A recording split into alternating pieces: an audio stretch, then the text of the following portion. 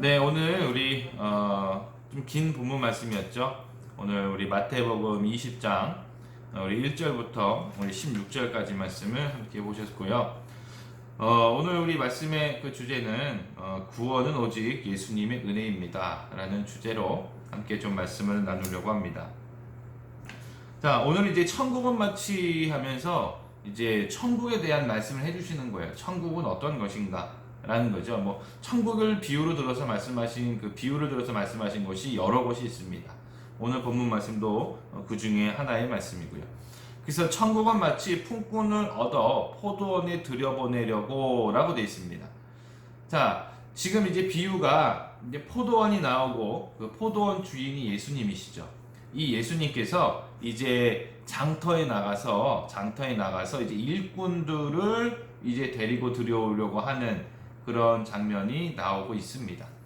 그렇다면 여러분들 예수님께서 장터에 나가신 목적이 있으세요? 뭐죠?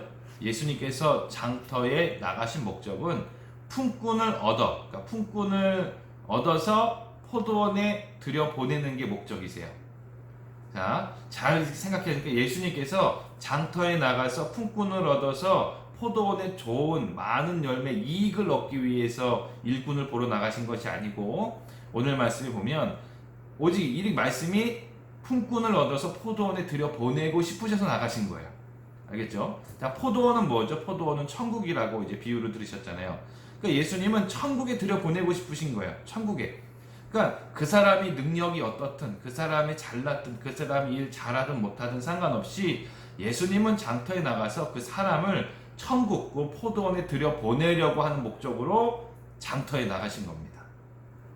자, 먼저 이제 이른 아침에 나갔습니다. 이른 아침은 이제 9시라고 보시면 돼요. 아침 9시에 나가서 이제 일꾼들을 딱 선택해가지고 포도원에 들여보내고 예수님께서 이제 그 포도원 주인이시죠. 말씀하셨습니다. 한 데나리온을 주겠다. 여러분들 한 데나리온은 당시 그 이스라엘이 하루 품삯입니다. 하루 품삯. 지금으로 말하면 뭐 우리 요즘에 그 일용직 하시는 분들 보면은 뭐 요즘은 적게는 10만 원, 좀 많게는 15만 원 받더라고요. 그러니까 그 정도 돈이라고 보시면 될 것 같아요. 그러니까 하루 품삯을 약속하셨어요. 그 다음에 제3시에 나가서 보니까 장터에 또 놀고 있는 사람들이 있는 거예요. 그러니까 일거리를 못 구한 사람들이죠. 일거리를 못 구한 사람들이 있길래 예수님께서 또 이제 그 사람들을 이제 불러다가 포도원에 이렇게 넣습니다. 포도원에 넣었어요. 근데 이 사람들에게는요, 이런 말씀을 주셨습니다. 너희에게 상당하게 주리라. 4절 말씀을 보면, 자, 포도원에 들어가라. 내가 너희에게 상당하게 주리라.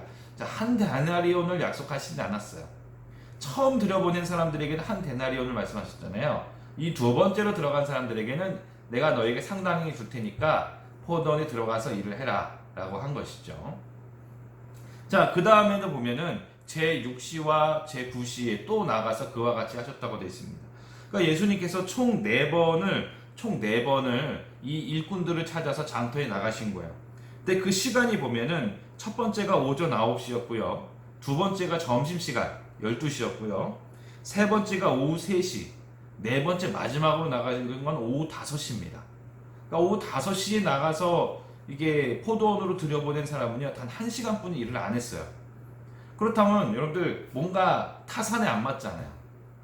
정말 여러분들 계산적이고 어떤 이익을 추구하는 그 포도원 주인이라면 아침에 일찍 나가서 거기서 일꾼들을 다 구해서 포도원에 넣고 하루 종일 일하게 만들지, 굳이 이렇게 수고롭게 4번이나 장터에 나가가지고 이렇게 늦게까지 일꾼을 구하지는 않습니다. 그러니까 다시 한번 말씀드리면 예수님께서는 이 사람들을 들여보낸 것이 이 포도원, 그 천국에 들여보내는 것이 제일 우선의 목적이었다는 거예요. 제일 그게 목적인 겁니다. 그러니까 늦게라도 나가서 어떻게 해서든지 그 사람들을 포도원에 들여보내고 싶으신 거죠. 자, 먼저 여러분들 예수님의 그런 모습에서 우리가 한번 생각해 본 거고, 만약에 우리가 품꾼의 입장이라면 한번 생각해 보시기 바랍니다. 제가 얼마 전에 그 뉴스에 우리 서울 어딘가에 그 인력사무소들이 엄청 모여 있는 데가 있더라고요. 그래서 거기는 새벽만 되면 수백 명의 사람들이 모인대요. 그러니까 엄청나게 많은 사람들이 일거리를 찾아서 그 인력사무소 그쪽에 이제 다 모인다고 하더라고요. 그래서 이제 기자가 나가서 그 새벽부터 이제 있었던 그런 일들을 제가 이제 본 적이 있는데, 보니까 새벽 4시부터 사람들이 일거리 하려고 찾아서 나오시더라고요. 그런데 그 중에서 한 50% 정도만 일거리를 찾을 수 있대요. 그러니까 요즘에 뭐 코로나 시국이라서 일거리가 줄은 것도 있고, 그리고 이제 그 뭐 직장에서 이렇게 직장을 그만두게 되거나 아니면 이제 소상공인이었는데 작은 가게를 운영했는데 코로나 때문에 너무 힘들어서 폐업하고 이제 하루하루 일하는 인력 사무소로 나오신 분들이 많아졌대요. 그래서 그 많은 사람들 중에서 한 50% 정도 분이 일거리를 못 구한다 그러더라고요.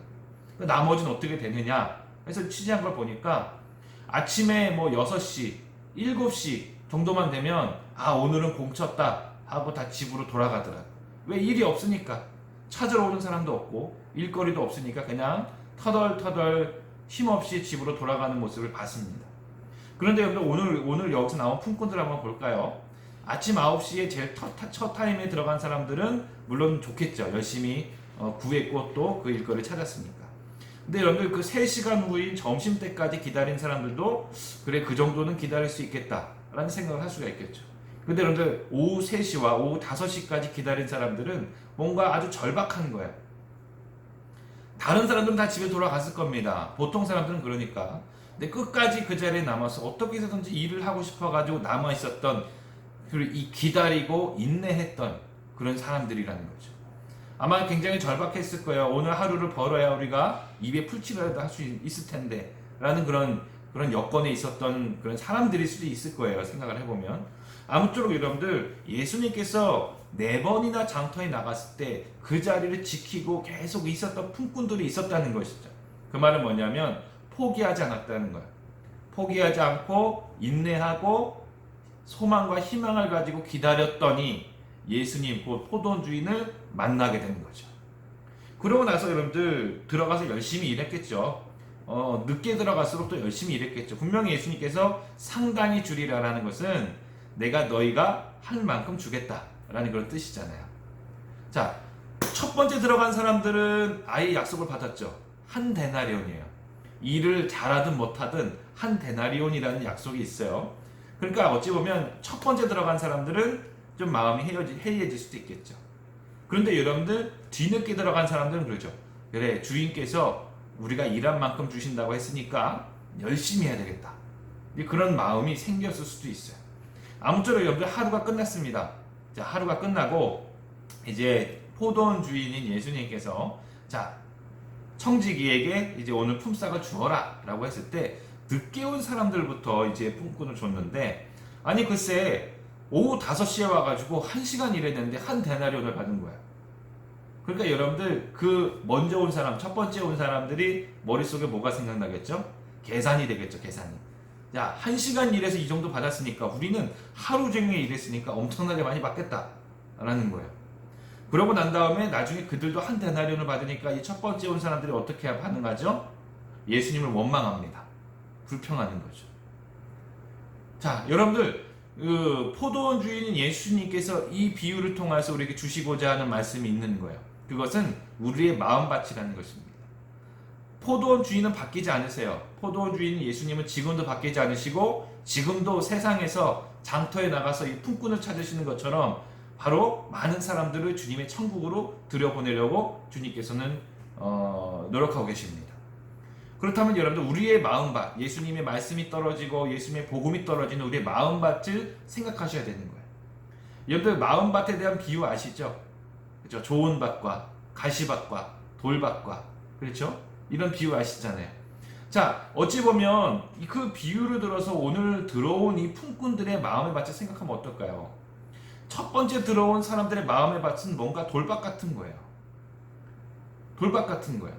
그러니까 예수님이 복음을 처음에 약속을 했지만 그걸 기쁨으로 받았지만 뭔가 나중에 생각해보면 계산적인 거예요. 아 우리가 더 많이 받겠지 하면서 자기 자신과 자기의 이익과 어찌 보면 주인과의 한 약속은 잊어버리고 자기 멋대로 막 그냥 교만해져가지고 이런저런 생각을 한 거죠. 뒤늦게 들어온 사람들은 어떨까요? 뭘 해도 감사하는 겁니다. 요만큼만 줘도 감사한 거고요. 아주 좋은 밭인 거죠. 그러니까 예수님께서 말씀을 주시고 무언가 은혜를 베풀었을 때에 감사함을 받는 사람이 있고 불평함으로 주님을 원망하는 사람들이 있다는 것입니다. 그래서 주님께서는 오늘 말씀에 우리가 읽었던 말씀 그 14절에 보면 그렇습니다. 13절부터 보면은 주인이 그 중에 한 사람에게 대답하여 이르되 친구여 내가 내게 잘못한 것이 없노라. 내가 나와 한 데나리온의 약속을 하지 아니하였느냐. 내 것을 가지고 가라. 나중 온 이 사람에게 너와 같이 주는 것이 내 뜻이니라. 내 것을 가지고 내 뜻대로 할 것이 아니냐. 내가 선함으로 네가 나를 악하게 보느냐라는 것입니다. 그러면서 이제 좀 아주 중요한 좀 뼈 있는 말을 주시죠. 이와 같이 나중된 자로서 먼저 되고 먼저 된 자로서 나중되리라. 자, 이 포도원 안에서 어떤 일이 일어난 것이죠. 분명 이 포도 품꾼들 안에서 그 마음의 상태가 다 다르게 반응한 것입니다. 여기서 우리가 교훈을 받아야 되고 말씀 속에서 우리가 새겨야 될, 우리 마음 가운데 새겨야 될 것은 바로 그런 것이죠. 우리를 부르신 예수님께서는 분명히 언약을 주셨습니다. 영생에 대한 언약일 수도 있고 또한 우리 삶 속에서 어떤 축복의 언약일 수도 있습니다. 그 모든 것을 우리가 감사함으로 받는 마음밭이 되어야 돼요. 감사함으로.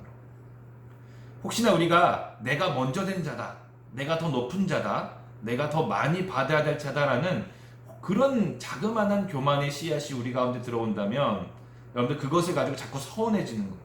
내가 이만큼 대우받아야 되는데, 내가 이만큼 섬김을 받아야 되는데, 내가 이만큼 했으니까 나는 주님께서 더 큰 축복을 주셔야 될 사람이야 라는 그런 마음이 우리 안에 막 찾아보면은 만족이 안 되는 거야. 만족이.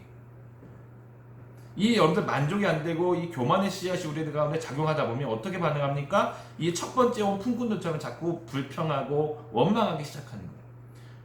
그러면 여러분들 나중 온 자, 뒤늦게 와가지고 정말 감사함으로 믿고 따르고 사랑하는 자, 그 사람에게 뒤처질 수 있는 거죠. 칭찬에 대해서. 여러분들 이렇게 또 이제 이런 비유를 가지고 우리가 신앙생활에 이렇게 접목할 수가 있습니다. 우리가 보면 모태신앙이 있습니다. 모태신앙은 정말 은혜롭고 축복스러운 존재들이죠. 여러분들 어머니 뱃속 때 아니면 태어날 때부터 우리 교회를 나오고 주님을 믿는 건 굉장히 큰 축복입니다.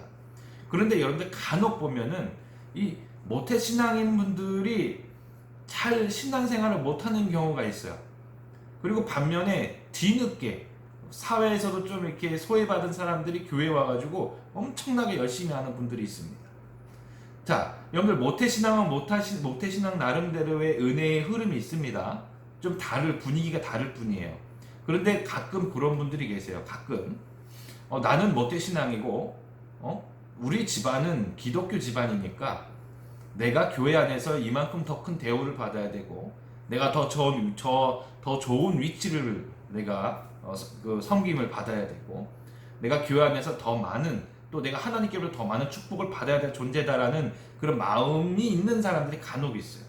그러면서 뒤늦게 온 사람들을 좀 하대하고 뒤늦게 믿은 사람들 좀 이렇게 업신 여기는 그런 마음들이 있습니다. 그러나 예수님, 천국의 주인인 예수님께서 보실 때에는 다르다는 거예요.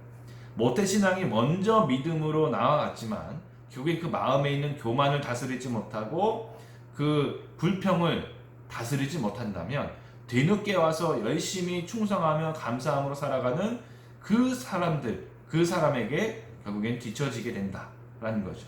그래서 이 말씀이 먼저 된 자가 나중되고 나중된 자가 먼저 된다는 것은 이런 말씀이세요. 결국에는 먼저 와도 겸손하게, 먼저 왔으면 어른이 될수록 더 섬김의 생활을 하면 더 사랑의 생활을 할수록, 만약에 여러분 품꾼들이 이 안에 들어와서 정말 감사함으로 다 열심히 일하고 주님께서 주시는 그 품꾼을 받았을 때 다 감사함과 즐거움을 가졌다면 우리 주인인 우리 예수님께서는 큰 기쁨과 또한 축복을 내리셨으리라 그런 생각을 합니다.